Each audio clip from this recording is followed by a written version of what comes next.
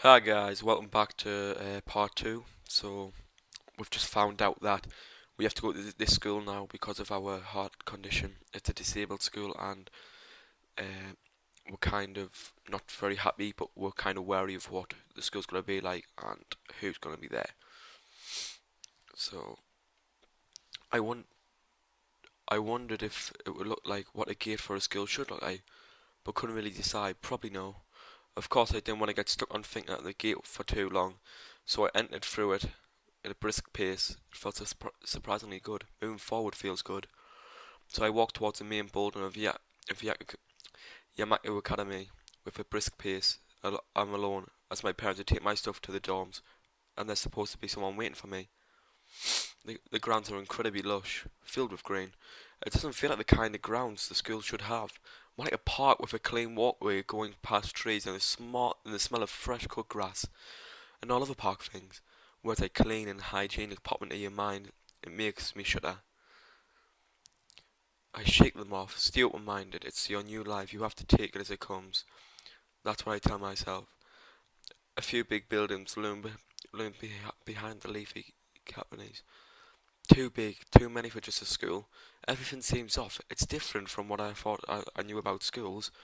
It's an uncanny valley. Even though I was told this is my new school, in the back of my head it doesn't feel like a new one. I wonder if it's a feeling is real or caused by expectations of a school for the disabled. Speaking of that, I don't see anyone here. It's kinda eerie. It makes me wish that there was somebody here so I can anchor myself to something tangible instead of having a feeling that I stepped into a different dimension. Another, the trees hum with the wind and green hues flash all over and catch my attention. It makes me think about hospitals again, how they say the operating rooms are painted green because green is a calming colour. So why am I feeling anxious despite all of the greenery? Only after I stand in front of the haughty main building, I surprise myself by realising why the gate bothered me. It's the last chance I had to turn back, even if I had no life I could turn to. But still, after entering, there was absolutely no way I could go back anymore. Feeling nervous with the realization set in my head, I opened the front door.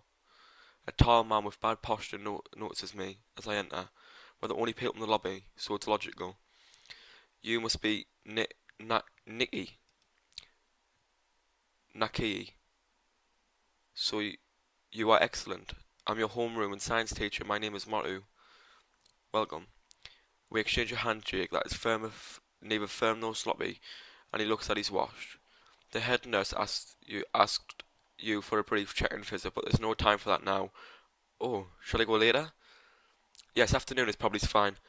We should get going and introduce yourself to the rest of the class. They're waiting already. Waiting for me? I don't really like being the centre of attention, but I guess in a situation like this.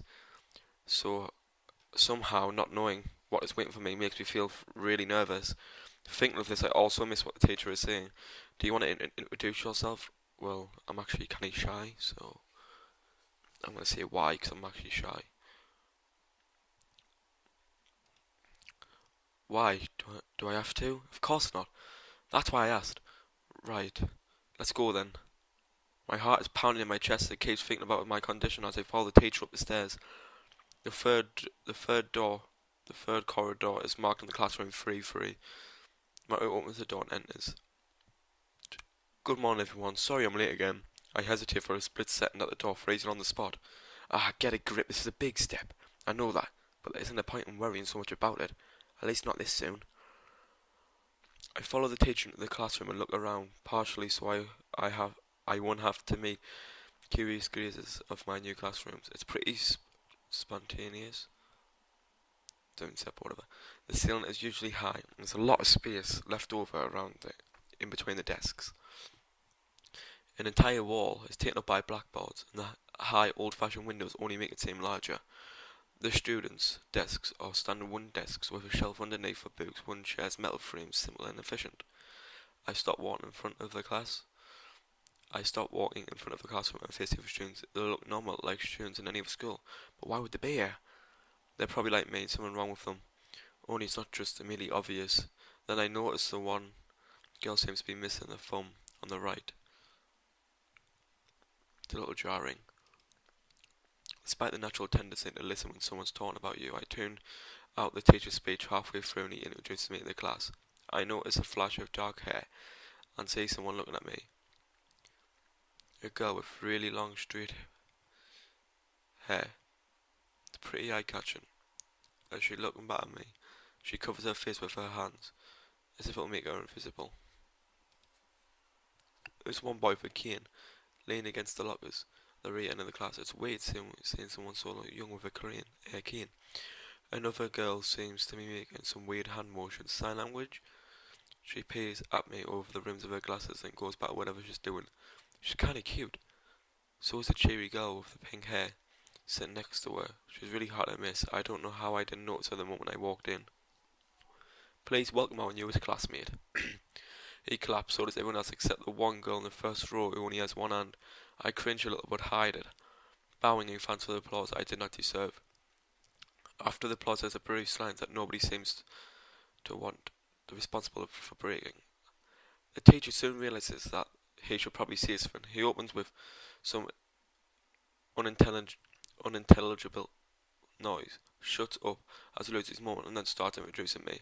Nobody seems to be interested. Maybe I should have said yes to the self-introduction thing. Probably he's realising he doesn't know anything about me. He just ends up saying my name wrong again and asks me to write on the blackboard.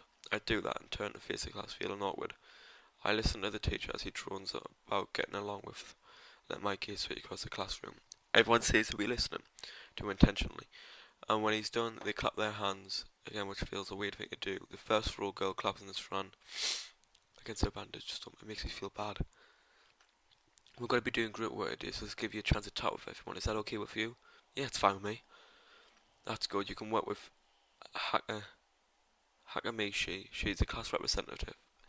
She can explain anything you want to know. And who else would be able to do that better, right? How could I know? The teacher passed out day's assignments and announces that we'll be working in groups of 3. It hits me. I don't know who Hakamishi is. Slow. The teacher seems to catch my helpless expression. Oh, Hakamichi is right there. Shizune Hakamichi. As he calls out her name, the cute, bubbly, long-looking girl with the pink hair and gold eyes waves her hand at me. I take a seat next to her by the window. Hey, I guess you're Hakamichi, right? It's nice to meet you. Ha ha ha ha. When I'm caught off guard by her laughter. It's nice to meet you too, but I'm the Hakamichi. I'm Misha. This is Hakamichi Shishan. Giggling, Misha points to the girl next to her, the one I saw using sign language before. It looks like she has been staring at me the whole time. She nods once nonchalantly to show that she acknowledges my presence, but only barely. She has short, yet carefully, neatly brushed hair, a pair of oval-shaped glasses balanced on the tip of her dainty nose, and dark blue eyes that seem to be alternate every 3 seconds between Anish and slightly bored. It's nice to meet you.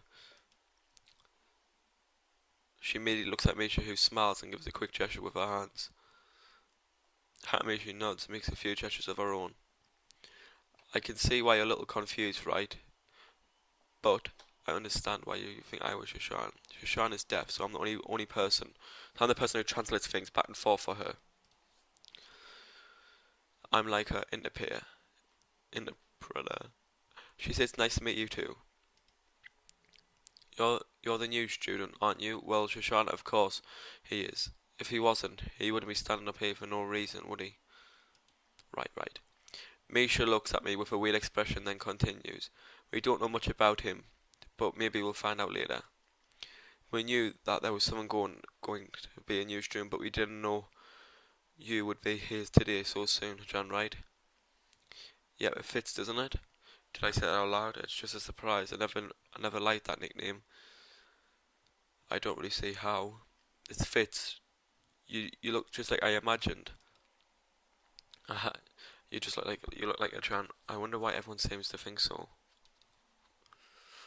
Hatamichi taps her fingers on the desk to get Misha's attention, then gestures back and forth to each other, excitedly, their hands a blur. Misha seems a little overwhelmed. Sorry about that. Shizune wants to know that she is class rep, so if there's anything you need to know, feel free to ask her. Do you like the school so far? We can show you around a little if you hadn't had the time to walk around and familiarize yourself with it. Misha stumbles with a hard word a bit, making it stick in her otherwise fluid transaction. Thanks, that would be pretty helpful. Yeah, I just came straight to class today. Ha ha ha ha. That's no good. You should always try and learn as much as you can about where you're going before you go, not just with school either. Always, even if it's a trip to the convenience store. Really, Shishan? Ha ha ha. Learn about where you're going. I guess I didn't bother to do that, or just didn't care enough to do so. I didn't look forward to this, even if I committed myself to go long, hard, say, Cecily. But anyway, I don't say anything, and Misha signs something that ends in a shrug. What was that? It seems like it was about me. I've, I feel like slumping over my seat. Both of them are smiling. That shrug hit me unexpectedly deeply. You look down. Are you okay? Don't take it the wrong way, please. I hate when people are afraid to ask questions. That's how people learn things, by asking. Asking for help's perfectly normal. As much as needing help, stop looking like you just failed a test. Wah ha ha ha. Alright. Another thing. You don't have to call Shashan someone so formal like Hakamishi, your class rep, all the time. Just call her Shashan. Okay, maybe that's too casual. Maybe Shasune would be more appropriate. Yep, Shasune is fine. Okay, that would be a lot easier for me. Well, she seems to like that, just less so, I guess. Alright, we haven't even touched the assignment. We should start work now or Shashan will get mad. The assignment is also kind of long, so we should start now if you want to finish it before the end of class. Wahaha, that too. Shasune glares at the two of us impatiently. I don't need to know sign language to understand that. Okay, I get the message. After class we can take a walk on the grounds together. It's a nice day today. The assignment is usually very challenging, to get through, comparing the aspects of both difficult and necessarily long. Still, we finished a few minutes earlier than anyone else, despite our late start. Shizune and Misha are very capable. That's why different. The school rep is calm and professional as she looks, while Misha is a lot more playful and girlish. Not to mention, easily distracted. To be honest, the two of them did most work. I feel guilty about that. The clock tower bell rings, signaling the end of period, time for lunch. Without knowing what else to do, I follow Misha, who is beckoning me into the hallway and down the stairs. We descend below the lobby, where I met Motu down the bottom floor.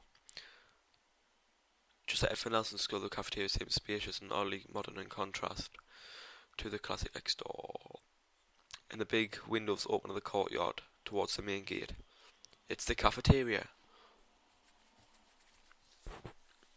Her statement of that makes it obvious. People will stare, but Misha doesn't seem to care. We're beside the line. There's a rather long list of menu options. We'll seem great realize that many of them accommodate students who need special diets. How nice. It almost feels like I'm back in hospital eating portions measured with specific precautions to meet the need of patients. I pick someone at random and follow Shizune to the table sitting opposite her. As I nibble indefinitely at the food I'd rather not eat, Misha pokes me in the side to get my attention, points to Shizune. I don't understand, so the point escapes me. Maybe looking at the person who talks to you more. Do you want to know something? What? About anything where you guide, so you should ask if there's anything. I wonder. Well, no, asking about Shisune's deafness would be not very nice. I do like bugs, but for now I think I've got everything I need to know. I can't think of anything really. Oh, that means we're good guys, doesn't it? If you say so. Misha positively beams and so does Shizune after a quick transaction. She shakes my head somewhat exaggerate and shift my focus on the food. Misha turns back and forth, throwing sideways glances at me, but Misha refrains from translating. Maybe there are some secret girl stuff or something. I quickly notice that the conversation in the sign is not enough to fill a silence. But we're not the first. The dark-haired girl I'm not supposed to slumped over the desk at the last row. She jumps up when Misha crashes into the room like the elegance of a rhino. She shrinks deeper into her seat. I can feel the tension, as if she was slowly turning into stone, just from our presence. Misha and Shizune either don't notice it or don't mind, walk directly past her to the seats. Guys, it's going to be for this episode. Thanks for watching. Stay tuned for part 3. And remember to like and subscribe. See you later.